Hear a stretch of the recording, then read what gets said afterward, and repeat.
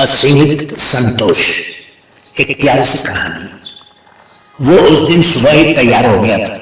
काली pant और नीली कमीज पहनकर वो खुद को बहुत ही सुंदर समझ रहा था। मकई अवसर था। उस दिन उसकी नौकरी का पहला दिन था और इसीलिए राकेश के पांव जमीन पर नहीं पड़ रहे थे। वो अपना बैग लेकर घर से निकला और कंपनी के सेल्समैन के रूप में एक घर से दूसरे घर और दूसरे घर से तीसरे घर जा जाकर अपनी कंपनी के उत्पादन का प्रदर्शन कर रहा था। उसको काफी हद तक सफलता मिल रही थी। करीब 1 घंटे के बाद जब उसने एक घर के दरवाजे की घंटी बजाई तो उसको घर के अंदर से किसी के कराहने की आवाज आई। राकेश की उत्सुकता बढ़ गई। उसने दरवाजे के साथ बनी खिड़की से झांक कर अंदर देखा। सामने दीवार के साथ लगे पलंग पर एक बूढ़ा करा रहा था। उस बूढ़े की स्थिति अजीब सी थी। उसका आधा शरीर पलंग से नीचे लटक रहा था, जैसे कि वो उतरने की कोशिश कर रहा। राकेश ने धक्का दिया तो खिड़की खुल गई। वो कूदकर घर के अंदर पहुंच गया। उसने उस बूढ़े के सामने खड़े होकर कहा, बाबा क्या बात है? आप करा क्यों रहे? मुझे बताइए, मैं कोई मदद कर सकता हूं क्या? बूढ़े ने उसको बहुत ही विनम्रता से देखते हुए कहा, बेटा लंबी बीमारी से जूझ रहा हूं। आज मेरी दवाई खत्म हो गई है।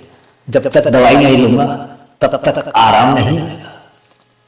राकेश को कंपनी में अपने काम की रिपोर्ट भी लेनी थी, पर उस बूढ़े की हालत देखकर उसका मन पिघल गया।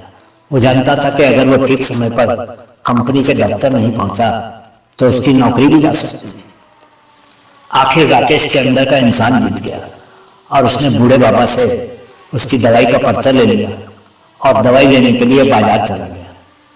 कुछ देर के बाद जब वापस आकर उसने बूढ़े बाबा को दवाई खिलाई तो उनकी तबीयत तुरंत ही सुधर गई। बूढ़े बाबा ने राकेश को बहुत आशीर्वाद दिए।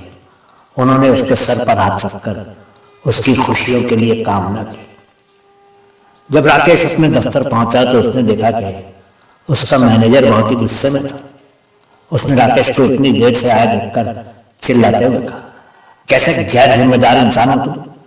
तुमको काम की जरा भी चिंता नहीं? रोजी रोटी नहीं कमानी है क्या? अब तुम जा सकते हो, हमें अब तुम्हारी जरूरत नहीं है। राकेश ने कुछ भी नहीं कहा और फुर्ती से दफ्तर से बाहर चला गया। नौकरी तो चली गई थी, लेकिन वो बहुत ही खुश था और उसको असीमित संतोष महसूस हो रहा था। उस दिन उसको महसूस हुआ कि किसी लाचार और असहाय की सेवा में बड़ी से बड़ी नौकरी और अधिक से अधिक कमाई से भी अधिक संतोष मिलता है। बहुत बहुत शुक्रिया।